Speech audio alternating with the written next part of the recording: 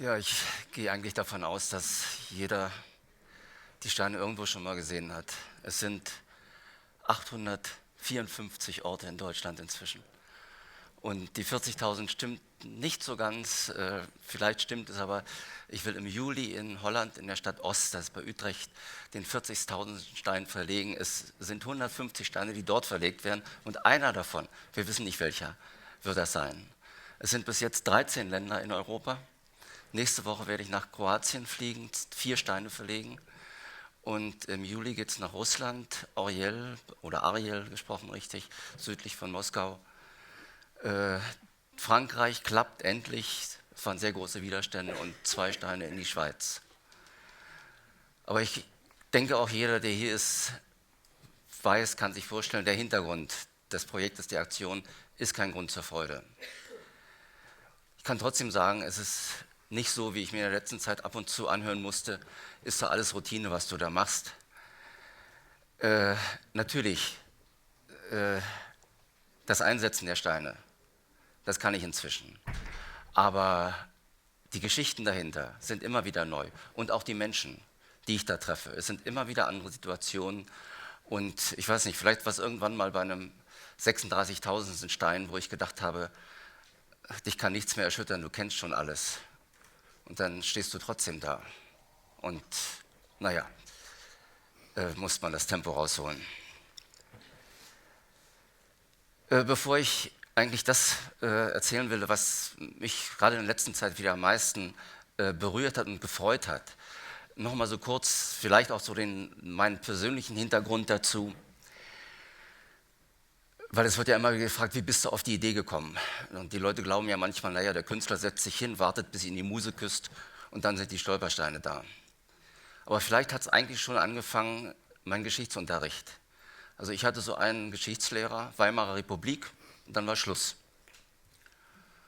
Und ich habe dann eigentlich, also ich bin in Berlin groß geworden und bin dann, ich kann sagen, wirklich reingefallen oder reingestoßen worden, 68. Meinen Geschichtsunterricht habe ich eigentlich bei Rudi Dutschke gehabt. Ich habe Vorträge von ihm gehört, Rudi Dutschke, Gaston Salvatore im Saira in der Falkenbaracke.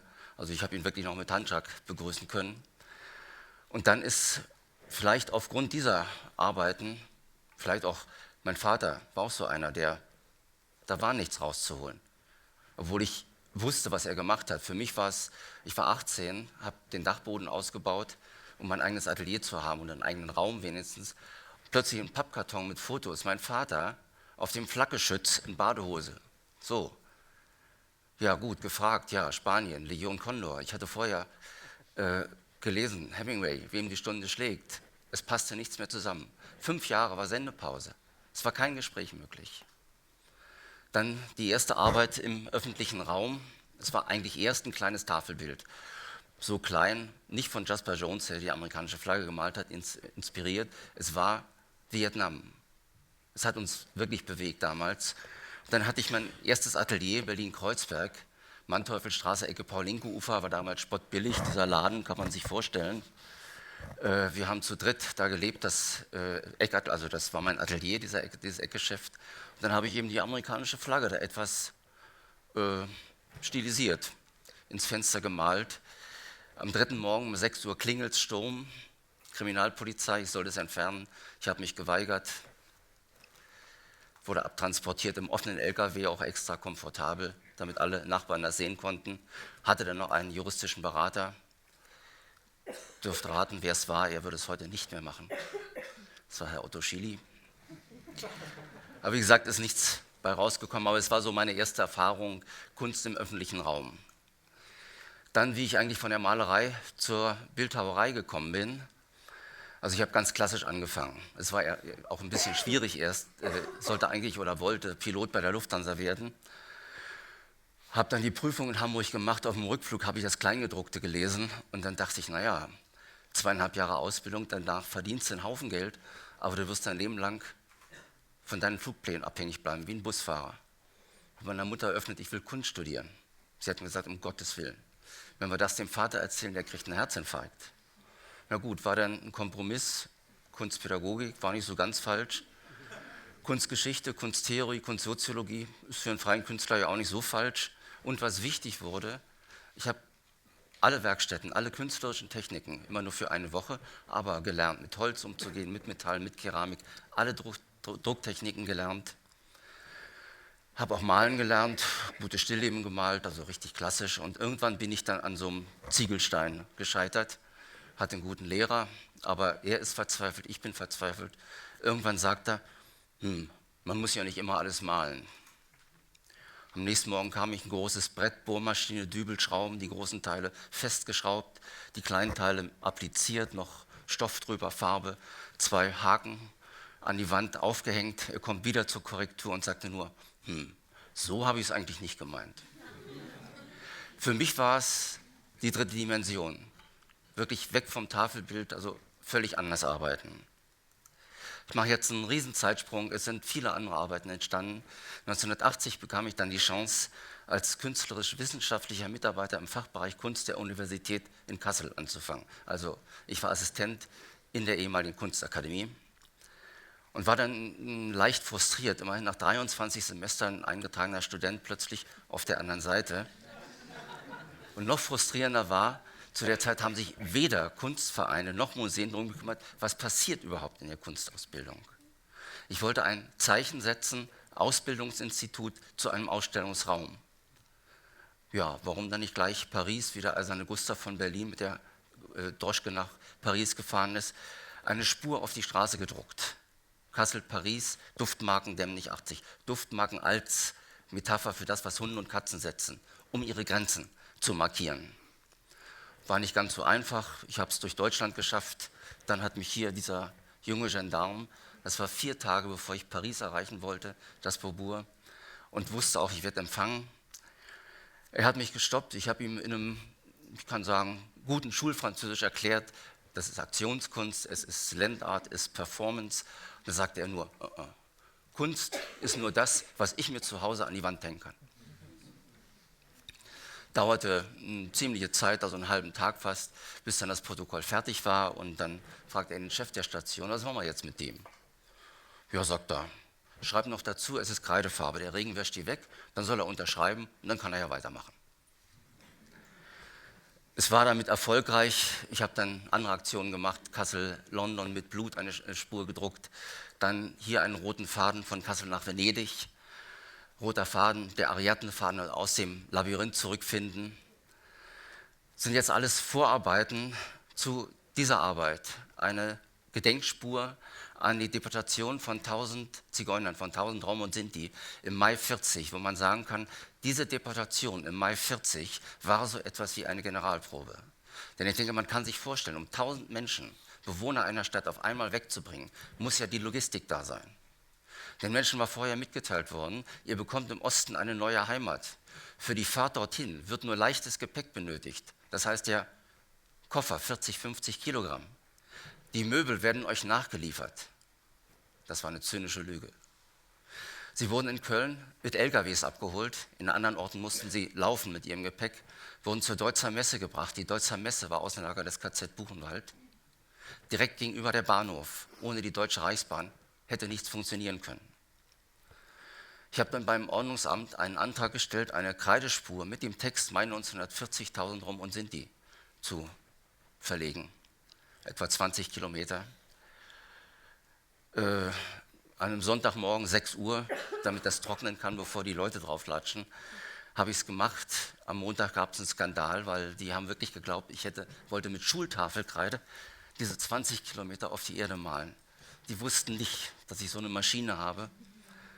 Und die konnten natürlich auch nicht ahnen, dass ich die beste Fassadenfarbe nehmen würde, die man haben kann.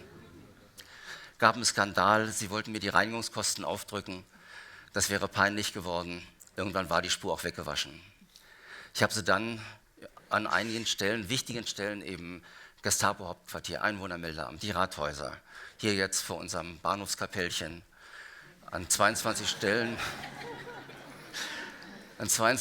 im Ganzen eben in Messing verlegt, in dauerhaft. In der Kölner Südstadt am Griechenmarkt kommt eine ältere Dame dazu. Zeitzeugin war klar und sagt zu mir, ja, guter Mann, ist ja schön, was Sie hier machen. Aber hier bei uns im Viertel haben doch niemals Zigeuner gelebt. Also wirklich so überzeugt, ich habe in meine Unterlagen gezeigt, der Frau ist das Kinn runtergefallen. Und dann wurde mir eigentlich klar, gerade die Sinti waren seit mindestens 400 Jahren in Westeuropa ansässig, total assimiliert. Sie waren zu 98% katholisch. Die waren eben normale Nachbarn. Dann hat mir die jüdische Gemeinde in Köln auf Anfrage, haben sich Zeit gelassen, hat mir der Rabbi dann gesagt, ja, kein Problem vom Talmud her. Und bis 1933 haben wir hier in Köln mit unseren christlichen Nachbarn unsere Feste zusammen gefeiert. Da wurden Kuchen ausgetauscht, Matze ausgetauscht. Hier in Köln haben die es mit dem Koscheren wohl nicht so ganz ernst genommen. Es waren eben ganz normale Nachbarn. Und das war für mich eigentlich dieser Auslöser. Hier hat es angefangen, da wo diese Menschen zu Hause gewesen waren. Auschwitz war unvorstellbar irgendwo, weit weg. Und eben auch unvorstellbar gerade für Jugendliche, für die ich der Meinung bin, dass wir es machen müssen. Wie gesagt, es war dann nicht so ganz einfach und zuerst war es für mich eigentlich, als diese Idee geboren war, als Künstler Konzeptkunst. Gut, Aktenordner, Schreibtischschublade. Ich habe angesichts dieser Zahlen überhaupt nicht daran gedacht, es wirklich zu machen. Es war dann publiziert zwar mal, der Karl-Heinz Schmidt hier in der Kunstzeitung, der hatte ein Buch rausgegeben, Größenwahn, Kunstprojekte für Europa. Und ich hatte dann gesagt, naja, publizieren kann man es ja, aber machen ist eigentlich unmöglich. Es war dann hier von der Antonitergemeinde der Pfarrer Kurt Pick, der gesagt hat, naja Gunther, die Millionen schaffst du nie, aber man kann ja klein anfangen. Wie gesagt, ihr habt die Zahlen gehört, das ist jetzt schon so, dieses Jahr ist völlig ausgebucht schon und wir sind inzwischen ein Fünfer-Team. Anna Warder macht die Terminplanung. Sie hat mir schon lange verboten, für dieses Jahr noch was zu machen. Und das nächste Jahr ist schon wieder, also die wichtigen Tage sowieso, ausgebucht. Aber was ich eigentlich erzählen möchte und was wirklich die größte Freude dabei ist, das Interesse von Jugendlichen, das Interesse von Schülern. Dabei war ich erst von Lehrern gewarnt worden, die mir gesagt haben, dieses Thema, bloß nicht, das steht denen bis da, das kommt denen zu den Ohren raus. Ich kann sagen, ich habe inzwischen absolut das Gegenteil erfahren. Ich denke, der Unterschied fängt da an, wenn die ein Buch aufschlagen, 6 Millionen ermordete Juden in Europa. Wenn Sie da ein bisschen aufpassen, kommen Sie dahinter. Es waren nochmal 6, wenn nicht sogar 8 Millionen Menschen, die aus anderen Gründen von den Nazis ermordet worden sind. Und ich denke, oder ich gebe zu, das ist auch für mich, obwohl ich sagen kann, ich bin jeden Tag damit befasst irgendwie, das bleibt eine abstrakte Größe. Ich denke, für die Schüler erst recht mal. Aber ich habe gemerkt, wenn die das Schicksal einer Familie exemplarisch haben oder bei den Krankenmorden, also der sogenannten Euthanasie, da reicht manchmal ein Schicksal. Wenn die sich damit befassen, wirklich intensiv, die haben ja auch die eigene Umgebung, die eigene Straße, manchmal wirklich das eigene Haus, fangen an zu rechnen. Moment, Jahrgang so und so, der war so alt, wie ich jetzt bin, als der ermordet worden ist. Oder Moment, die 2 Steine, meine Großeltern sind ja so alt wie die beiden, als die nach Theresienstadt mussten. Also das sind die Momente, wo ich weiß, sie gehen anders nach Hause, aber was dann eben Schüler auch machen. Also selbst initiativ werden, also eines der schönsten Beispiele dafür in Uslar, Niedersachsen, dabei Hildesheim, ein Geschichtsleistungskurs, der hatte meine Seite, meine Webseite, also Stolpersteine EU ist vielleicht bekannt, gelesen. Wir waren in Kontakt, sie hatten gearbeitet. Dann hat dieser Geschichtsleistungskurs beim Stadtrat den Antrag gestellt, wir möchten Stolpersteine verlegen. Dieser Stadtrat fiel aus allen Wolken. Ja wie, die Schüler, dürfen die das denn überhaupt? Na, ich würde sagen, ja natürlich, sind ja wohl Bürger der Stadt. Es ging erstmal zurück, ging dann zum Rektor und dann konnte der Rektor sich das natürlich an die Brust heften. Ich denke, kann er auch bei solchen Schülern. Hier jetzt das Bild in Leverkusen, Gymnasium. Ich hatte meinen großen Vortrag, also normalerweise brauche ich, um diese ganze Entwicklung zu den Stolpersteinen zu erklären, 100 Bilder etwa und eine Dreiviertelstunde. Es sind noch andere Arbeiten mit Schrift nötig gewesen, sonst wäre ich nicht auf die Idee gekommen, das in Blech zu schlagen. Hier war der große Vortrag, es hat sich dann eine Arbeitsgruppe gebildet, kam zu mir ins Atelier. Ich habe ihnen erklärt, die ganzen Schritte, die gemacht werden müssen, von der Archivarbeit bis hin eben die Genehmigung vom Stadtrat, Bürgermeisterin, wie auch immer, und dann eben mit dem Tiefbauamt das klar machen. Sie haben alles durchgezogen, haben es realisiert und es ging dann sogar so weit, dass 2 Schülerinnen eine Unterrichtseinheit entwickelt haben über das Projekt Stolpersteine und sind selbst damit an andere Schulen gegangen und haben das dort vorgestellt, eigenständig. Sodass ihr Lehrer dann sagen musste, ja, was die gemacht haben, das war referendarsreif.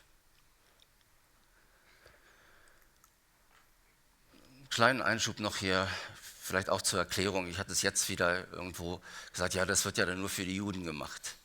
Also ich hatte dieses Projekt von vornherein für alle Opfergruppen und für ganz Europa konzipiert. Es war so ein bisschen auch ein, sagen wir so, ich habe mich ganz einfach geärgert über das Berliner Denkmal, weil es gab andere Entwürfe, die für meine Begriffe erstens schon für alle Opfergruppen gedacht waren und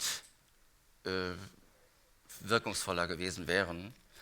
Für mich war dann eben der erste Gedanke, diese Steine, den Namen dorthin zurückzubringen, wo diese Menschen zu Hause gewesen waren, hier wohnte, wo das Grauen begann. Hier ist es dann ja, ein bisschen aufgelockert worden, oder eigentlich kam ich dann erst auf die Idee, man kann es ausweiten. Es kommt, nachdem es in der Presse war, ein Anruf von der Uni, kann man Patenschaften auch verschenken. Wie gesagt, also es ist nie von der Stadt oder Kommune finanziert, sondern immer über private Spenden. Und ich war ein bisschen von Socken, sagte, ja, warum eigentlich nicht, worum geht's? Ich sagte, ja, wir wollen unserer Professorin, die wird emeritiert, wir wollen ihr was schenken. Bücher hat sie schon alle. Wir wollen ihr die 2 Patenschaften schenken für die 2 Hochschullehrer, die 33 gleich Berufsverbot bekamen und dann später deportiert, ermordet worden waren. Und ja, ich muss zugeben, ich war so gerührt, habe gesagt, na gut, macht ihr das, die 2 Steine, aber ich mache dazu von mir aus noch 2 Steine, hier Lehrte. Und die kommen vor den Haupteingang der Uni. Lief auch soweit, Feier lief und dann wollten wir die Steine verlegen und Rektorat wurde informiert. Dann hat der Rektor zurückgeschrieben, ach, das brauchen wir doch nicht, wir haben doch schon eine Vitrine. Die Freunde haben dann auch die Vitrine gefunden, die gab es wirklich. Im 1. Stock in der Sackgasse abgestellt. Dann sollte es zur Verlegung kommen und dann hat der Rektor geglaubt, dass dieser ganze Platz da, Haupteingang, Mensa, alles würde ihm gehören. Da hat mir aber das Katasteramt eingezeichnet, wo die Baufluchtlinien laufen. Und direkt davor im öffentlichen Raum liegen jetzt diese 2 Steine. Zur Verlegung ist vom Rektorat keiner erschienen. Eine Geschichte von Köln. Mir sind die Geschichten von Schülern lieber, also jetzt schon ein Bild aus Potsdam, da komme ich gleich zum Abschluss dann eigentlich drauf. Aber auch etwas ganz Tolles, ein Vortrag in Neuss, eine Realschule. Danach haben sich in 3 Klassen Arbeitsgruppen gebildet, haben selbst wirklich geforscht, kann man sagen. Wir haben verlegt gemeinsam und es gab eine Abschlussveranstaltung in der Aula, öffentlich. Und unter anderem ein Redner war der Archivar da natürlich, der denen ja geholfen hatte. Und er fing erstmal an, als es auf ihn zukam, diese Anfrage, hat er gesagt, um Gottes Willen, die Schüler, mein Archiv, da geht nachher alles drunter und drüber. Und sein Resümee zum Schluss war dann, naja, was die Schüler gemacht haben, war eine Forschungsarbeit, die hätte ich von meinem Schreibtisch hier nie geschafft. Weil die hatten ja dann die Namen, die Adressen, sind losgezogen, haben geklingelt und gefragt. Plötzlich kommen Briefwechsel zum Vorschein mit deren Nachbarn. Waren ja deren Nachbarn. Eine ganze Kiste, Fotonegativ, Glasplatten, Familienfotos. Und zum Schluss sagt er dann, naja, und wer weiß, wenn ich da geklingelt hätte, wie die Leute reagiert hätten. Hier jetzt muss ich sagen, also das Erlebnis ist absolut frisch. In Potsdam, Verlegung waren 3 Steine, 2 Familien, eine 8. Klasse von einer Gesamtschule, hat das alles vorbereitet und dann eben eine kleine Veranstaltung, eine Performance.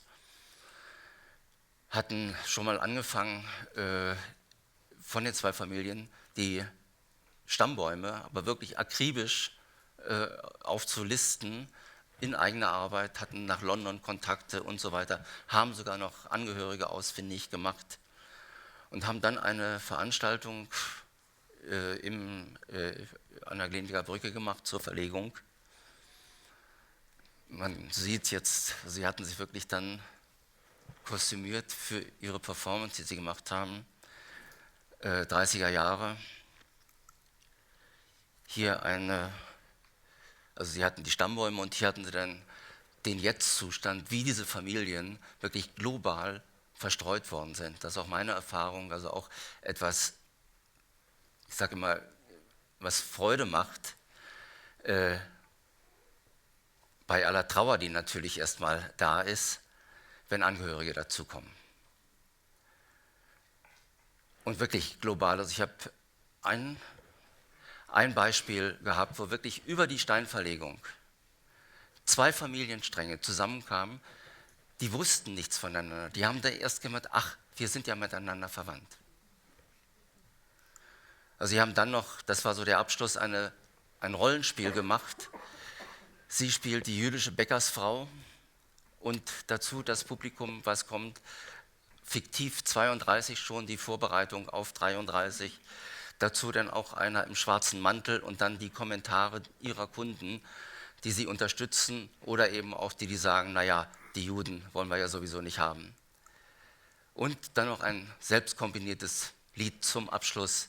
Wie gesagt, das sind so diese tollen Erfahrungen, wo ich einfach sagen kann, ich weiß, warum ich es mache und ich merke einfach, war auch eine Erfahrung, die hatte ich jetzt gerade in Mühlhausen, eben auch die Enkelgeneration der Opfer, die jetzt, waren 3 aus Israel angekommen, die dann erzählt haben, ja jetzt war es erst möglich mit unserem Großvater, kurz bevor er eigentlich, ich sag jetzt mal, sich verabschieden war, da hat er endlich gesprochen.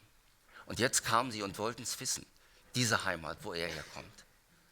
Und das passt wirklich auch mit den Schülern zusammen, die wissen wollen, wie konnte so etwas im Land der Dichter und Denker überhaupt passieren.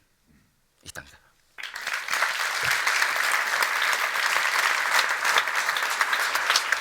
Vielen Dank.